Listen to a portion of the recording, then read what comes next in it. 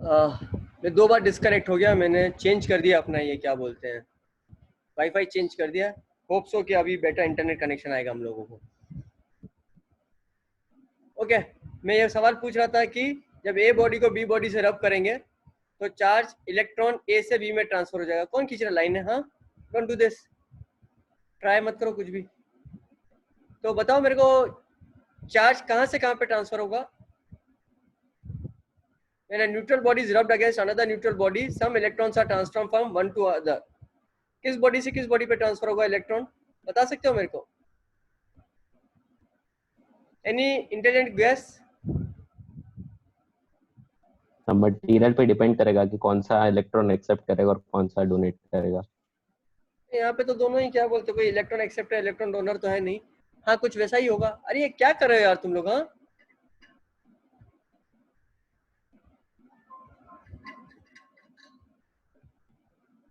इसे हटा दो सर, जो कर रहा है उसको लीव करवा दो। जो कर रहा है उसको लीव कर दो सर, आप परेशान कर रहे हैं। कौन है कौन, मगर ये कर कौन रहा है?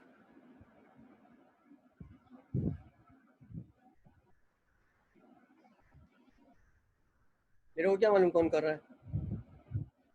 हाँ बताओ, इलेक्ट्रॉन कहाँ से कहाँ जाएंगे?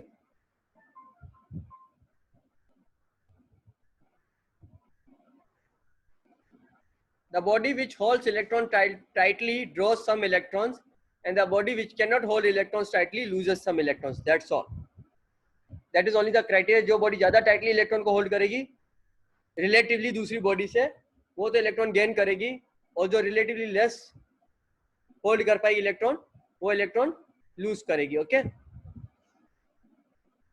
सो ग्लास रॉड को, प्लास्टिक को जब सिल्क से या फर्श से रब करते हैं तो एक बॉडी पॉजिटिवली चार्ज हो जाती है जो इलेक्ट्रॉन लूज करती है, और जो बॉडी इलेक्ट्रॉन गेन करती है वो नेगेटिवली चार्ज हो जाती है।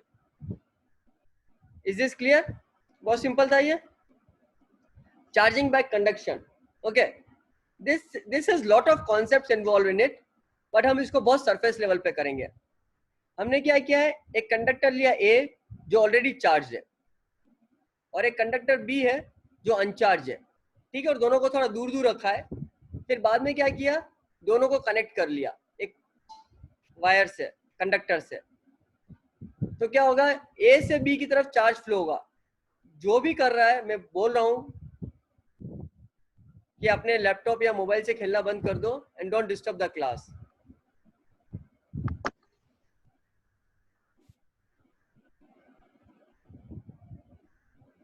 Then what will happen is charge will flow from A to B. अब इसको डिस्कनेक्ट कर दो तो ये चार्ज जो है ना ए और बी के ऊपर डिस्ट्रीब्यूट हो गया है। अब नाउ टू से कि चार्ज कैसे डिस्ट्रीब्यूट हुआ है, इक्वल डिस्ट्रीब्यूशन हुआ है, या ए पे ज्यादा या बी पे कम है, या बी पे ज्यादा ए पे कम है, that is right now difficult to say. और कितना होगा, I can only say right now कि अगर ए और बी को अपन बहुत दूर रखा है और कनेक्टिंग वायर से कनेक्ट किया है, या ए और बी को चिपका दिया पास लाके, वॉट एवर, चार्ज तब तक फ्लो होगा जब ए और बी का पोटेंशियल सेम हो जाएगा। ओके, तो व्हाट इज पोटेंशियल, ये भी मैं बाद में डिफाइन करूंगा। हालांकि वर्क एनर्जी एंड पावर का चैप्टर जब 11th क्लास में करते हैं, we already defined work done and potential energy and potential, तो वो टर्म्स हम ऑलरेडी डिफाइन कर चुके हैं। वही डेफिनेशन वापस यहाँ पे काम आएगी, but I can write now only say that conduction में चार्ज का फ्लो ए से बी तब तक होगा जब तक दोनों सेम पोटेंशियल पे नहीं आ जाते हैं। Now charging by induction. What is induction? Induction ये होता है कि जब एक चार्ज बॉडी को दूसरी अनचार्ज बॉडी के पास ले जाते हैं तो जो अनचार्ज बॉडी होती है वो थोड़ी सी पोलराइज हो जाती है। पोलराइज मतलब, पोलराइज का क्या मतलब होता है?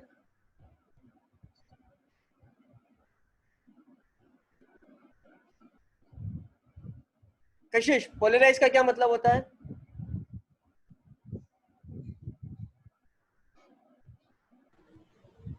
सर मतलब वो चार्ज्ड होती है।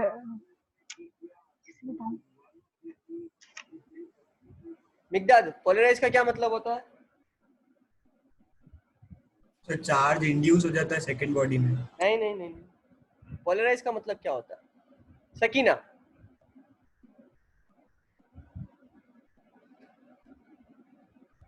सर अलग अलग करना।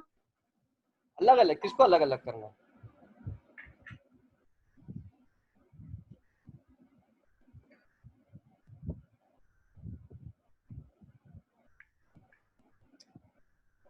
देवांश,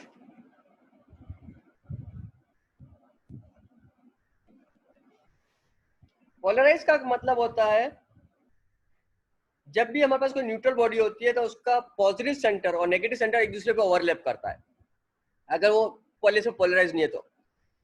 और पोलराइज का मतलब होता है जो पॉजिटिव और नेगेटिव सेंटर है वो थोड़े से दूर हो जाते हैं। जो तुम लोगों ने पढ़ा था ना जनरल ऑर्गेनिक केमिस्ट्री में, polarisation and polarisability. Polarisation is what, कि जो भी न्यूट्रल मॉलिक्यूल होता है उसके अंदर positive negative charge randomly but evenly distributed होते हैं। जब पोलराइज होता है तो पॉजिटिव चार्ज और नेगेटिव चार्ज सेपरेट हो जाता है। ओके, सो अगर तुम यहाँ पे देखोगे, जैसे अभी ये न्यूट्रल बॉडी है, इस न्यूट्रल के बॉडी के बगल में अगर मैं कोई चार्ज बॉडी लाऊंगा तो इस चार्ज बॉडी पे नेगेटिव चार्ज है सपोज, तो ये क्या करेगा, इस बॉडी के जो पॉजिटिव चार्ज है उसको अपनी तरफ अट्रैक्ट करेगा और नेगेटिव चार्ज को रिपल्शन करेगा। तो ये जो है ना पॉजिटिव चार्ज और नेगेटिव चार्ज का जो सेपरेशन हो रहा है इस बॉडी पे, इसको अपन बोलते हैं polarisation. Is this clear?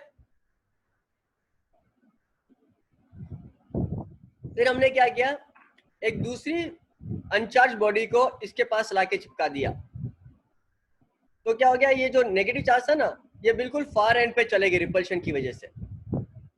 Okay, यहाँ पे हमने बिल्कुल टच करके रखा है। And now what we can do is we can separate this two bodies, again the charge will be distributed uniformly on the surface और whatever is the way of distributing it, और हमारे पास ये charge body आ जाएगी। Remember, ये जो मैं charging कर रहा हूँ बाय इंडक्शन, ये कंडक्टर है, तभी चार्ज का फ्लो हो रहा है। अगर ये कंडक्टर नहीं होता ना तो मैं इसको टच करता तो चार्ज का फ्लो नहीं होता। जो चार्ज का फ्लो होता है ना, that is basically the property of the conductor, not the non conductor में चार्ज का फ्लो नहीं होता है। ओके, अच्छा ये ध्यान रख लो कि तुमने इस बॉडी को भले यहाँ पे टच करो या कहीं और भी टच करो, हमेशा इस बॉडी से नेगेटिव चार्ज इस बॉडी में जाएगा, क्योंकि ये नेगेटिव चार्ज जो है ना ये इस नेगेटिव चार्ज को रिपल कर रहा है। Is this clear? या इसमें किसी को कोई डाउट है क्या? इसमें किसी को कोई डाउट है क्या? This is basically known as induction. Induction का क्या मतलब है, ये जो पोलराइजेशन हुआ है तो यहाँ पे जो चार्ज इंड्यूस हुआ है इस सरफेस पे पॉजिटिव चार्ज और इस सरफेस पे नेगेटिव चार्ज, ये इंडक्शन है, और ये जो चार्ज का सेपरेशन है दोनों का, ये इस बॉडी का पोलराइजेशन है। Okay, thermionic emission, when any metal is heated at higher temperature some of the electrons of the metals are ejected। जैसे मैंने इसको हीट किया है, इलेक्ट्रॉन्स निकल गए और ये जो मेटल है ये पॉजिटिवली चार्ज हो गया। फोटोइलेक्ट्रिक इफेक्ट तुम लोग पढ़ ही चुके हो, जब light of sufficiently high frequency जब इंसिडेंट होती है then the electrons are emitted which are basically known as photoelectrons, और जो बचा हुआ मेटल सरफेस होगा पॉजिटिवली चार्ज हो जाएगा। फील्ड एमिशन, अगर किसी मेटल को स्ट्रॉन्ग इलेक्ट्रिक फील्ड में रखेंगे तो इलेक्ट्रॉन्स इलेक्ट्रिक फील्ड के अपोजिट डायरेक्शन में इलेक्ट्रॉन पे फोर्स लगेगा और इलेक्ट्रॉन्स बाहर आ जाएंगे।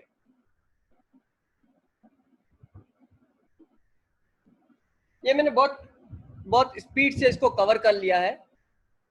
आई होप कि सबको समझ में आ गया होगा।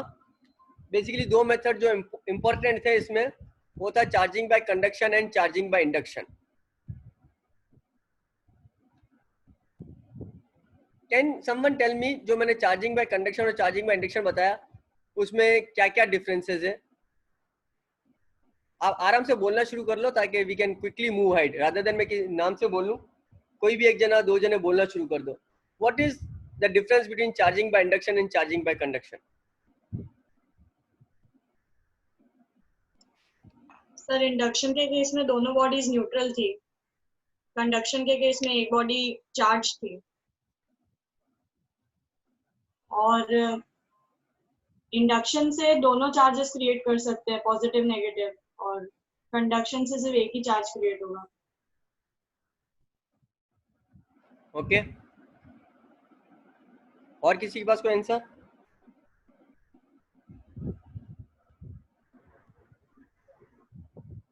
इंडक्शन में कोई फिजिकल कांटेक्ट नहीं होता था और कंडक्शन में होता है।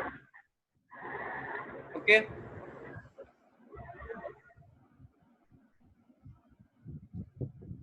और किसी पास आंसर कुछ? सर कंडक्शन में एक्चुअल इलेक्ट्रॉन ट्रांसफर होता है और इसमें इंडक्शन में खाली पोलराइजेशन होता है। Okay, very good. और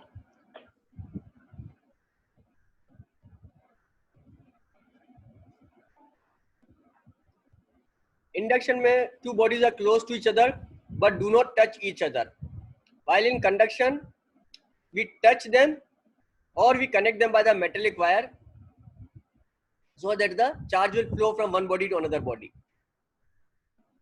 In induction, total charge of a body remains unchanged, while in conduction it changes. I'm just reading it, हम इसको discuss करेंगे. In induction, induced charge is always opposite in nature to that of the source charge, while in conduction, charge on the two bodies finally is of the same nature. Okay? यहाँ पे जो मेरे को खास करके जो emphasize करना है वो इस point पे करना है. Remains unchanged.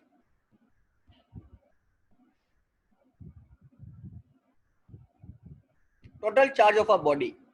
देखो, अगर अपन पूरे सिस्टम की बात करें जिसमें जिस कंडक्टर को चार्ज कर रहे हैं और दूसरा जिस कंडक्टर से चार्ज कर रहे हैं, एक को चार्ज करें और दूसरा जिससे चार्ज कर रहे हैं, कि अगर अपना सिस्टम बना ले दोनों को मिला के, तो नेट चार्ज तो कभी भी क्रिएट नहीं होता है, डिस्ट्रॉय भी नहीं होता है. तो ये मैं सिस्टम के चार्ज की बात नहीं कर रहा हूँ, मैं किसकी बात कर रहा हूँ?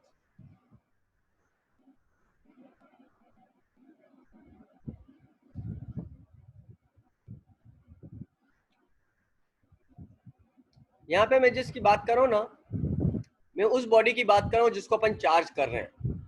तो कंडक्शन में जब बॉडी ए को चार्ज करना था तो बॉडी ए पे 0 चार्ज था. जब बॉडी ए को बॉडी बी से टच किया था तो बी से कुछ चार्ज ए पे ट्रांसफर हो गया था, यानी जिस बॉडी को चार्ज करें उस पे चार्ज चेंज हो गया था. इंडक्शन में केस में क्या था, जिस बॉडी को चार्ज करना था उस बॉडी पे चार्ज इंड्यूस करवाया था और साथ में एक दूसरी बॉडी और लेके आए थे. तो हमने बेसिकली इंडक्शन में 2 बॉडी को चार्ज किया, और जब 2 बॉडी को चार्ज किया है तो बॉडी 1 से बॉडी 2 पे चार्ज ट्रांसफर हुआ है, जिन दोनों को चार्ज किया. और जिस बॉडी ने इंडक्शन इंड्यूस किया था उसके चार्ज को अपन ने लिया ही नहीं, तो बॉडी ए और बॉडी बी, एक पे पॉजिटिव चार्ज आ गया, एक पे नेगेटिव चार्ज आ गया. क्लियर है? तो जब कंडक्शन से चार्ज करते हैं किसी बॉडी को तो उस पर चार्ज एक्वायर होता है, या तो पॉजिटिव चार्ज एक्वायर होता है, नेगेटिव चार्ज होता है. लेकिन इंडक्शन से जब चार्ज कर रहे हैं तो इंडक्शन में जो पूरा सिस्टम है जिसको अपन चार्ज करें उस पर टोटल चार्ज चेंज नहीं होता है. Is this clear to everyone और नहीं समझ में आया? अगर तुम यहाँ पे देख लो वापस से, इंडक्शन में क्या था, मेरे पास ये 2 बॉडी है, बॉडी 1 और बॉडी 2. इसको बॉडी 1 बोल दूं, इसको बॉडी 2 बोल दूं, और ये अपनी जो बॉडी है जो चार्ज करने वाली है. तो बॉडी 1 प्लस बॉडी 2 पे जो टोटल चार्ज है वो अभी भी 0 है. लेकिन कंडक्शन की बात करेंगे अपन, तो इस बॉडी को जिसको अपन ने चार्ज किया है, सिर्फ बी को चार्ज किया है, बी के पास अब एक्स्ट्रा चार्ज आ गया है. इज दिस क्लियर नाउ कि कंडक्शन में जिस बॉडी को चार्ज करे उसका चार्ज चेंज हो रहा है, और इंडक्शन में जिस बॉडी को चार्ज करे उस पर चार्ज चेंज नहीं हो रहा है.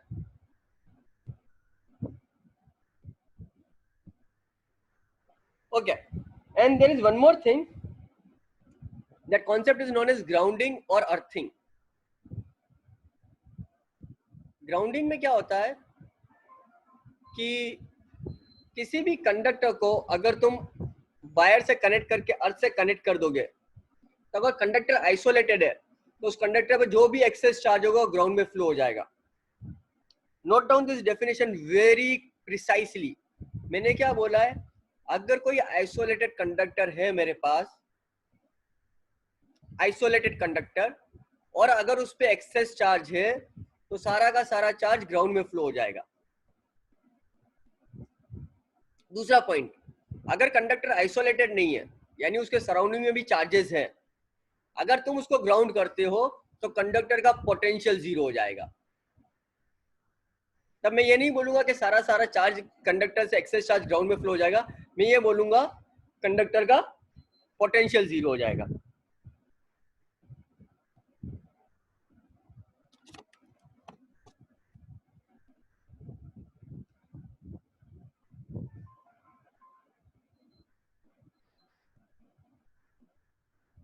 ये पॉइंट क्लियर हो गया सबको, ग्राउंडिंग वाला?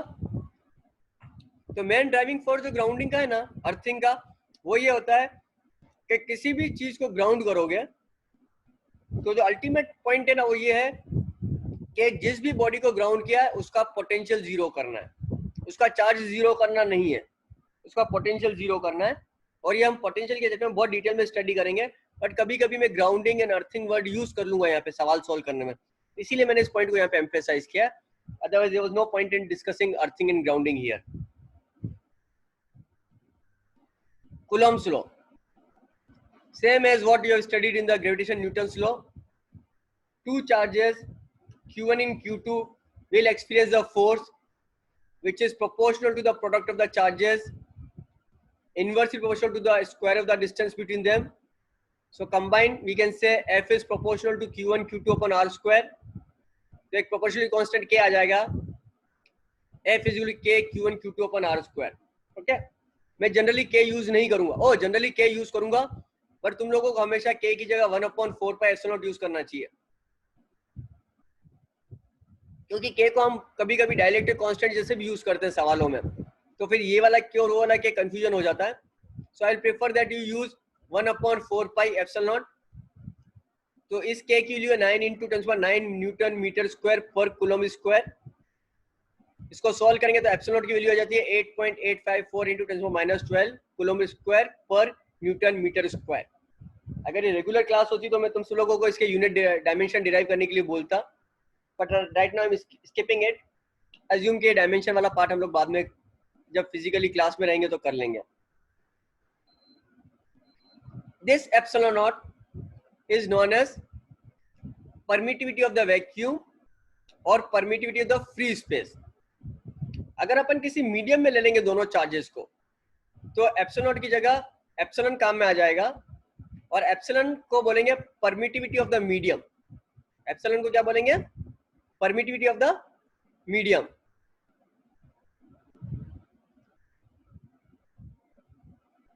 And epsilon R is the relative permittivity of the medium, जिसको अपन डाइलेक्ट्रिक कांस्टेंट भी बोलते हैं।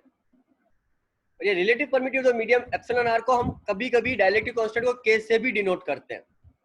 So that is the reason I will say that never use K here, always use F is equal to 1/4 pi epsilon naught Q1 Q2 upon R square. Okay, now what is this permittivity? Permittivity is a measure of the property of the medium surrounding electric charge which determine the forces between the charge.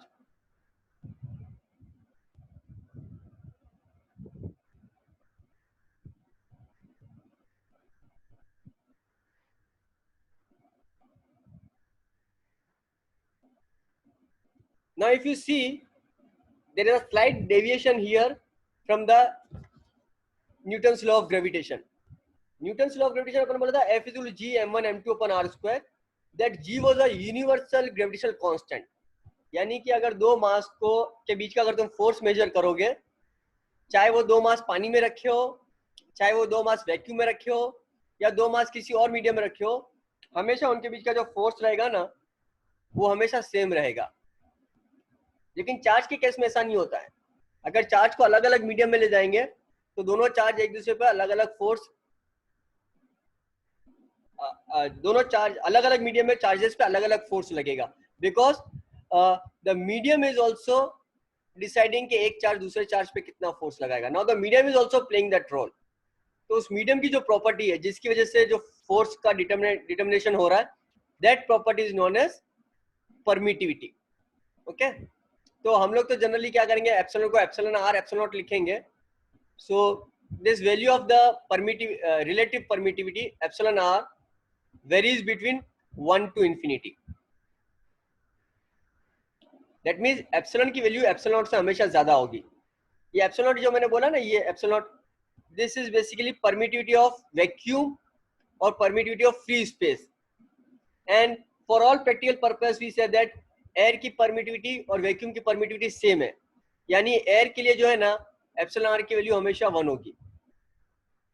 Okay, air के लिए epsilon R की value हमेशा 1 होगी. बाकी सब medium में epsilon R की value 1 से ज्यादा है. अगर एप्सिलॉन आर की वैल्यू 1 से ज्यादा है तो तुम फॉर्मूले में देख लो, अगर किसी भी दो चार्ज को किसी मीडियम में रखोगे which is other than air, तो उनके बीच का जो फोर्स है वो कम होगा. Okay, now you can understand this like this कि मीडियम में क्या होता है कि मॉलिक्यूल्स भी होंगे, आयंस भी होंगे. अगर मॉलिक्यूल्स हो, न्यूट्रल हो या कैसे भी हो, लेकिन मॉलिक्यूल्स के अंदर इलेक्ट्रॉन और प्रोटॉन दोनों रहेंगे. ओके, जो कि थोड़े बहुत पोलराइज्ड हो जाएंगे.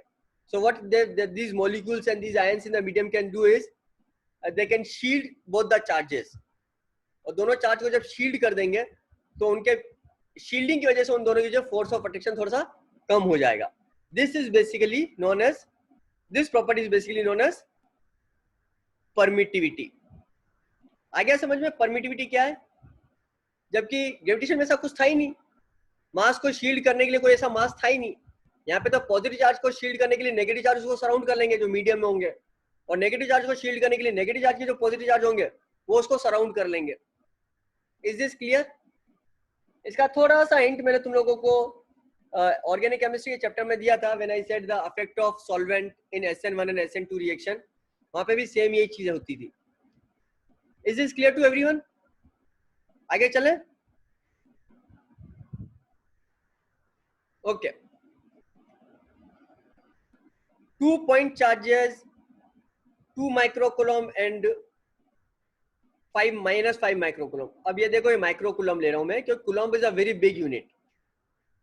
So it micro is 10⁻⁻⁶.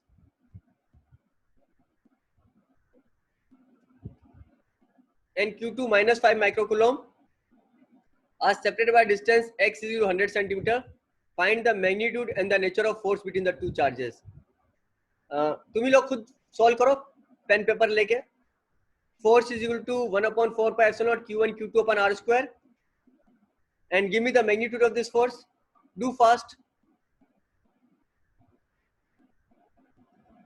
Calculator use कर लो अगर घर पे कर रहे हो तो. वैसे तो मैं कैलकुलेटर यूज करने के अगेंस्ट हूँ, but right now live class and to save the time you can use the calculator.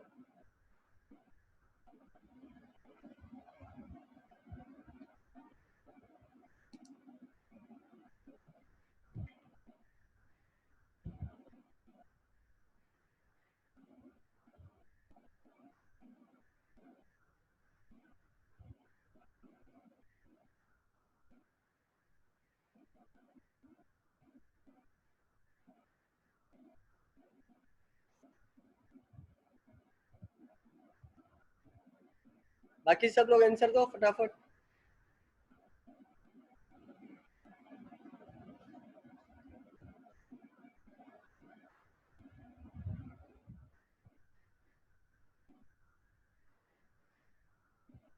Okay, so complete answer जो मेरे पास आया है, एक ही स्टूडेंट से आया है, सब जगह से कंप्लीट नहीं आया.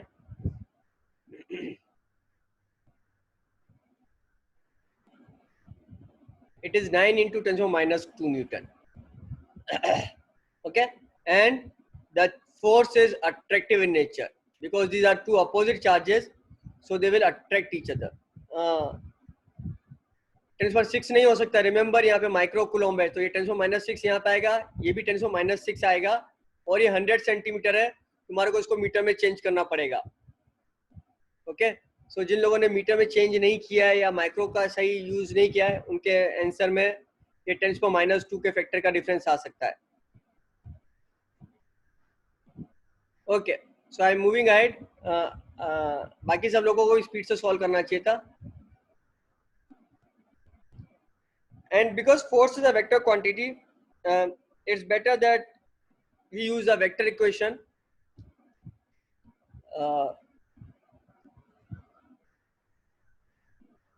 I'm saying force on charge due Q2 due to charge Q1. Okay.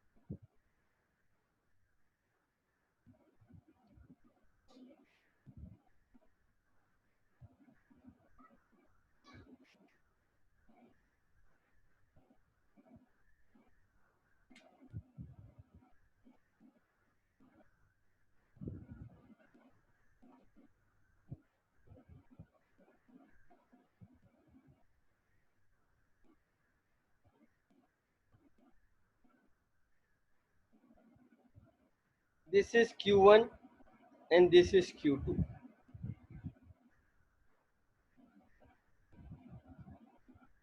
This is position vector of 2 with respect to 1.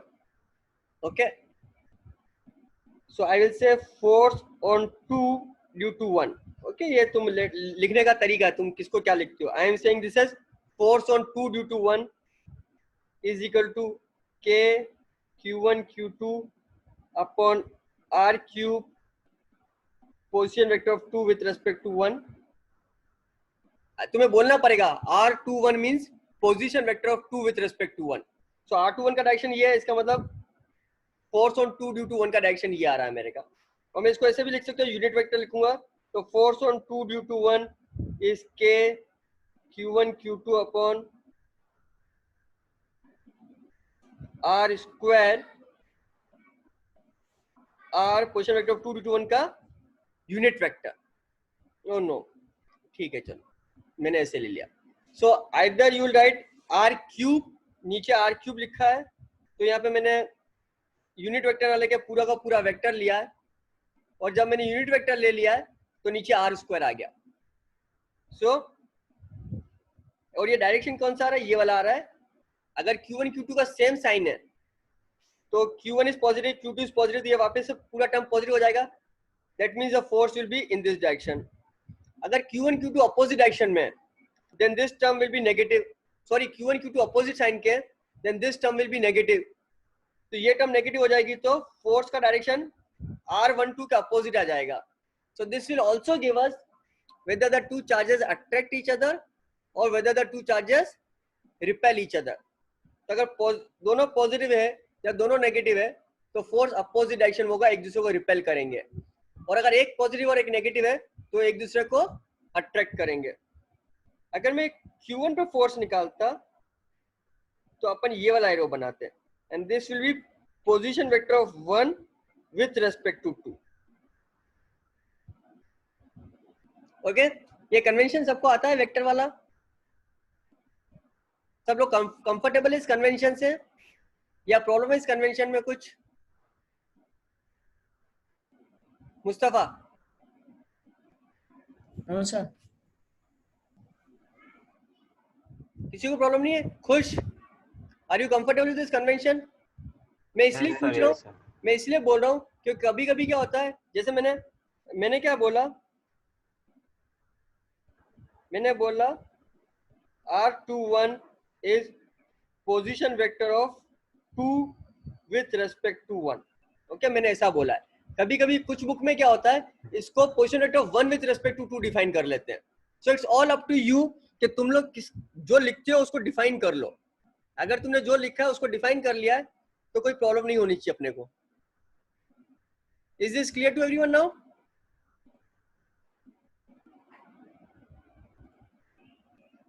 So now we have this vector equation. Force on 2 due to 1 is k q1 q2 upon r cube, position vector of 2 due to 1, or 1 upon 4 pi epsilon naught q1 q2 upon r square, unit vector, unit position vector of 2 with respect to 1.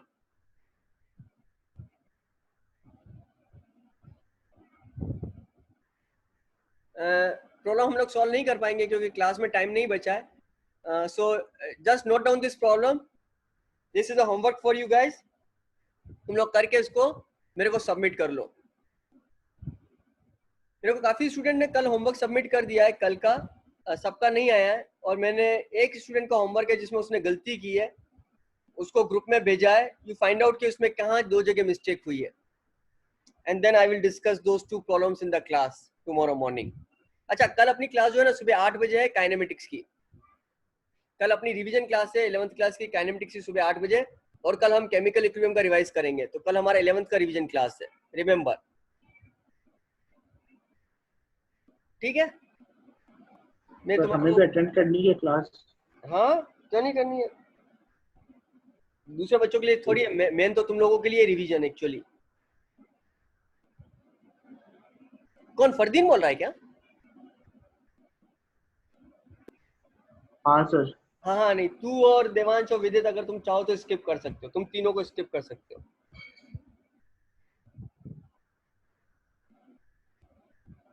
सबने problem note down कर ली?